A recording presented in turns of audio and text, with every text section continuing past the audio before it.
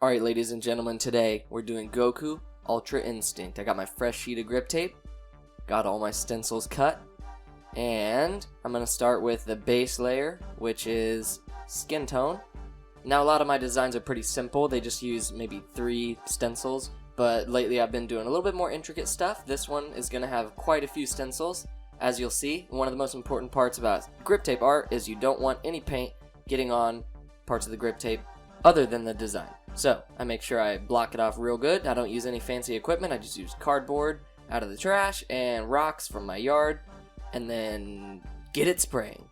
And you might look at this first shape and think, what the heck? What is that? That doesn't look like Goku. But it's all good. It's all good. It's the first layer, and I guarantee you by the end of it, you're going to be like, damn, that's Goku. And one of the most important things to note is when you're spraying every coat, you want it to be real even and real light, because if you blotch it too much or spray way too much, it's going to seep underneath the stencil and screw up your whole design. So be very careful.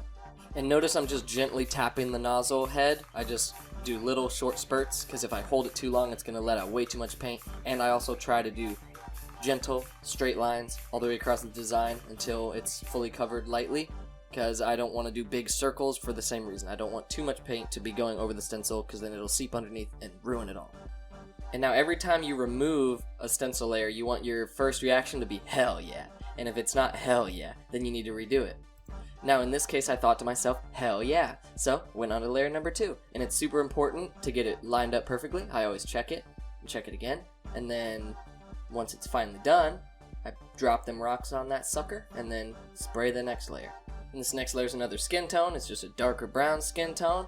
And once you get to spraying, make sure you use the right color. See, notice in the top right corner of all my stencils, I write the color and which number stencil it is, because I use the wrong color pretty often.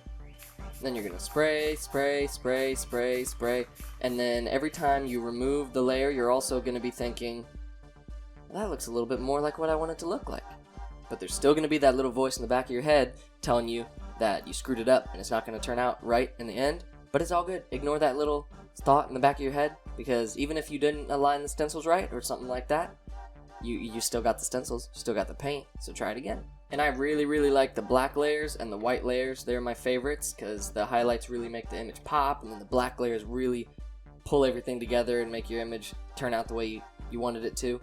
And I'll tell you what, the fewer stencils that you use, the less depth your image is going to have. So if you have a whole bunch of stencils with a lot of different layers, as you do it one by one, it might seem like it's not doing a whole lot, but by the end of it, the colors and the design itself is going to have a lot more depth, and it's going to be a lot more intricate. Hell, with this design, I've got a whole set of stencils just for his hair, because you know Goku's got all them different colors in his hair, especially Super Saiyan and Ultra Instinct Goku. So check this out. I got the base silver layer, get that down, and then I've got a darker gray layer above that. Got a little accents in the eyes too.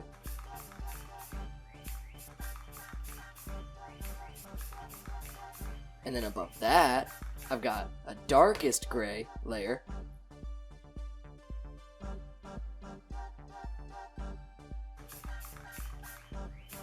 And then on top of that, I got white. That's 4 stencils just on Goku's freaking hair.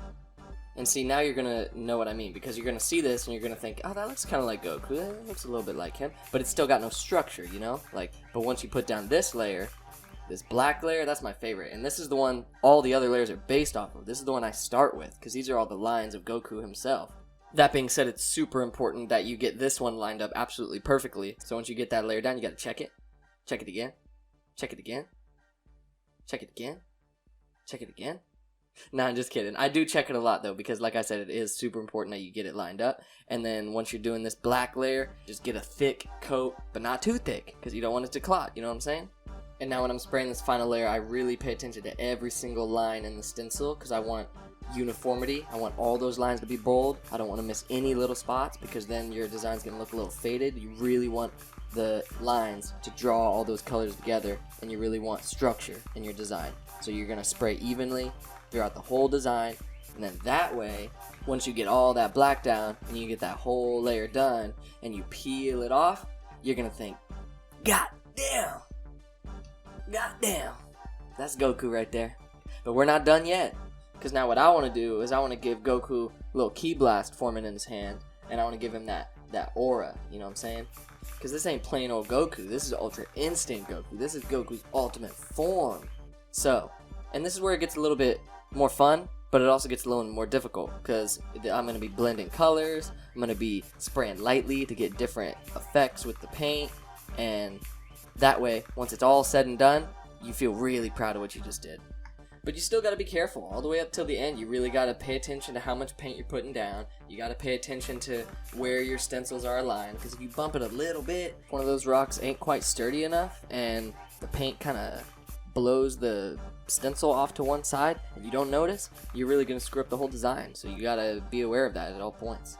But like I said before, the one thing I really like about making stencil art is it might take a long time and it might be really intricate to cut all these stencils and to be a forward thinker and consider how all these layers are going to come together to form one final image. But once you do have all those stencils, it doesn't really matter if you mess up, because it's not like hand painting on canvas where if you mess up you really got to start from scratch and spend all those hours over again. You can just reuse the stencils, and at that point it becomes pretty easy. And there he is, the man himself in all his glory, Goku, Ultra Instinct. Hope you enjoyed the video today. I hope my rambling helped you a little bit, and if you want to make stencil art, feel free to contact me on any social media. I'd love to help you out, and thanks for watching. Tune in next week for another video.